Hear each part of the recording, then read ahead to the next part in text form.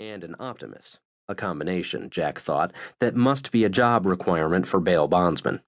Personally, Jack could never understand the concepts of lending money to complete strangers who, since they needed bond, had already proved themselves unreliable. But there was money in it, and money was enough motivation for most anything, he supposed. Jack had just come back from tracing a skip to North Carolina, and had made Ralph pitifully grateful when he hauled in the dumb-as-a-post country boy who'd tried to make his fortune robbing convenience stores. Ralph had put up the bond, claimed he'd figured the kid was too stupid to run. Jack could have told him straight off that the kid was too stupid not to run. But he wasn't being paid to offer advice. Jack had planned to relax for a few days, maybe take in a few games at Camden Yards, pick one of his female acquaintances to help him enjoy spending his fee. He'd nearly turned Ralph down, but the guy had been so whiny, so full of pleas. He didn't have the heart. So he'd gone into First Stop bail bonds and picked up the paperwork on one M.J. O'Leary, who'd apparently decided against having her day in court to explain why she shot her married boyfriend. Jack figured she was dumb as a post as well. A good-looking woman, and from her photo and description, she qualified. With a few working brain cells, could manipulate a judge and jury over something as minor as plugging an adulterous accountant. It wasn't like she'd killed the poor bastard. It was a cream puff job, which didn't explain why Ralph had been so jumpy. He'd stuttered more than usual, and his eyes had danced all over the cramped, dusty office. But Jack wasn't interested in analyzing Ralph. He wanted to wrap up the job quickly, get that beer, and start enjoying his fee. The extra money from this quick one meant he could snatch up that first edition of Don Quixote he'd been coveting, so he'd tolerate sweating in the car for a few hours. He didn't look like a man who hunted up rare books or enjoyed philosophical debates on the nature of man.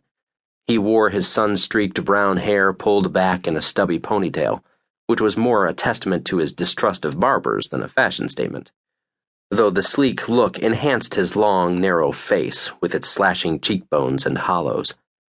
Over the shallow dent in his chin, his mouth was full and firm, and looked poetic when it wasn't curled in a sneer.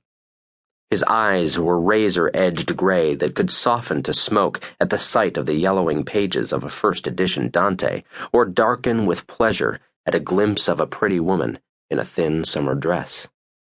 His brows were arched, with a faintly demonic touch, accented by the white scar that ran diagonally through the left, and was the result of a tangle with a jackknife wielded by a murderer in the second, who hadn't wanted Jack to collect his fee. Jack had collected the fee, and the skip had sported a broken arm and a nose that would never be the same unless the state sprang for rhinoplasty. Which wouldn't have surprised Jack a bit. There were other scars. His long, rangy body had the marks of a warrior, and there were women who liked to coo over them. Jack didn't mind. He stretched out his yard-long legs, cracked the tightness out of his shoulders, and debated popping the top on another soft drink and pretending it was a beer. When the MG zipped by, top down, radio blasting, he shook his head. Dumb as a post, he thought, though he admired her taste in music. The car jived with his paperwork, and the quick glimpse of the woman as she'd flown by confirmed it. The short red hair that had been blowing in the breeze was a dead giveaway. It was ironic, he thought, as he watched her unfold herself out of the little car she'd parked in front of him, that a woman who looked like that should be so pathetically stupid.